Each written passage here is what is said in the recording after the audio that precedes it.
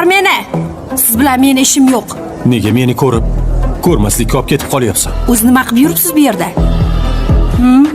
Ancha bo'lgandi kelmaganingizga. Seni qidirib keldim. Nimani biladi? Uylandingizni deb eshitdim. Xo'p, men nima qilishim kerak? Sen bilan o'tkazgan vaqtlarimni. Agar maqsadingiz bo'lsa, ana ichkariga kiring. Bilmadim. Shunga boshim qotgan. Bo'lmasa, ichkani keldingizmi? Endi boshqa hech qachon kirmayman. Men uni yaxshi ko'rardim, tushunyapsanmi? U meni kechirmayapti. Ketsa boshqasini topasiz. Pulingiz bor. Ketdi. Hayotimdan butunlay chiqib ketmoqchi. Eshitdim. Ortidan qancha yurganingizni. Chunki men uni yaxshi ko'raman. Ha? Qiziqaman. Nima edi? Demak. Hal. Nima qilishni bilmayapman. Oldin kiyimlarni chertib kiyardim-da. Esimda, zo'rlarni olardim, to'g'ri.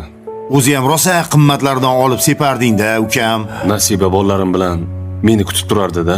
Tushlarimga faqat uyim kirib chiqdi. Ha. Bu yoqda ham uyimni eslatadi-da.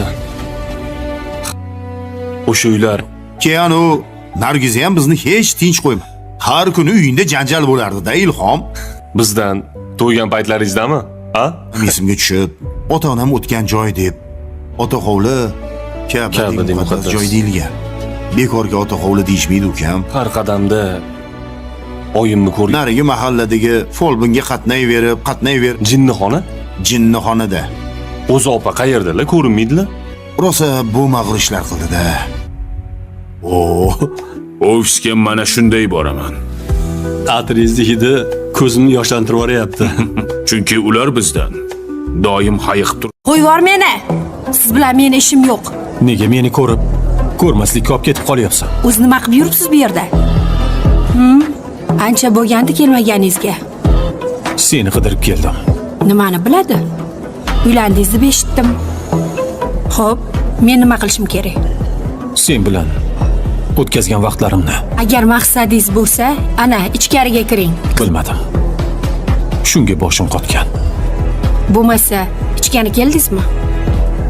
Endi boshqa hech qachon kirmayman. Men uni yaxshi ko'rardim, tushunyapsanmi? U meni kechirmayapti. Ketsa boshqasini topasiz. Pulingiz bor. Ketdi. Hayotimdan butunlay chiqib ketmoqchi. Eshitdim. Ortidan qancha yurganingizni. Chunki men uni yaxshi ko'raman. Ha? Qiziqaman. Nima edi? Demak. Hal. Nima qilishni bilmayapman.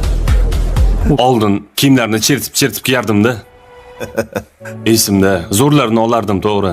O'zi ham rosa qimmatlardan olib separding-da, ukam. Nasiba bolalarim bilan meni kutib turardi-da. Tushlarimga faqat uyim kirib chiqdi. Ha. Bu yoqda ham uyimni eslatadi-da. O'sha uylar. Keyin u Nargiz ham bizni hech tinch qo'yma. Har kuni uyingda janjal bo'lardi-da, Ilhom. Bizdan to'ygan paytlaringizdami? Ha? Esimga tushib, ota-onam o'tgan joy deb ota hovli Ka'badagi muqaddas joy deyilgan. Bekorga ota hovli deyishmaydi, ukam. Har qadamda oyimni ko'rib, narigi mahalladagi folbinga qatnayver. Jinnixonada. O'zi opa qayerdalar, ko'rinmaydilar? Rosa bu mag'rishlar qildi-da. Ofisga mana shunday boraman. Ta'tiringizni hidi ko'zimni yoshlantirib yuboryapti. Chunki ular bizdan. अस्सलामुअलैकुम दोस्तों, वापस आ गए हैं हम एक और धमाकेदार रिव्यू के साथ। भाई, कैचर 2 की एपिसोड 14 ने तो साबित कर दिया कि पैसा इंसान को अंधा ही नहीं बल्कि बदतमीज भी बना देता है। आज हम बात करेंगे नोएमा की उस हद से गुजरी हुई लालच और मफ्तूना के उस साइलेंट गेम की जिसने नोएमा के होश उड़ा दिए हैं। चले शुरू करते हैं। एपिसोड 14 की शुरुआत वहीं हॉस्पिटल से होती है जहां मंतिक या लॉजिक कभी दाखिल नहीं होती। नोएमा अपने बाप के सर पर खड़ी ऐसे रो रही है जैसे कोई सच्चा प्यार हो, लेकिन असल में उसकी नज़र बाप की पॉकेट पर है। ओता ने जब नोएमा को थोड़ा सख्ती से देखा तो बेचारी ऐसे डर गई जैसे उसकी चोरी पकड़ी गई हो। बाप अब होश में है और मुझे लगता है वो सब समझ रहे हैं कि कौन उनका अपना है और कौन सिर्फ वसीयत का इंतजार कर रहा है। नोएमा, थोड़ा तो एक्टिंग सीख लो, तुम्हारा लालच तुम्हारी आंखों से साफ दिखता है। अब आते हैं हमारी फेवरेट कैरेक्टर पर, नोएमा का वो बिजनेस माइंडेड बॉयफ्रेंड। इस बंदे ने तो हद ही कर दी। बाप ऑक्सीजन पे है और ये बाहर खड़ा नोएमा को धमकी दे रहा है कि अगर साइन नहीं करवाए तो मैं किसी और के पास चला जाऊंगा। वाह भाई, प्यार है या कोई लिमिटेड टाइम ऑफर। नोएमा इतनी पागल है कि वो अपने बाप की जिंदगी से ज्यादा अपने इस नकली बॉयफ्रेंड को बचाने में लगी है। इन दोनों की केमिस्ट्री देखकर लगता है कि इनका निकाह नहीं बल्कि कोई लीगल कॉन्ट्रैक्ट होना चाहिए था। लेकिन दोस्तों, असली मजा तो मफ्तूना ने दिखाया। वो मासूमियत का चोला पहनकर ओता के पास ऐसे बैठी रहती है जैसे कोई हमदर्द हो।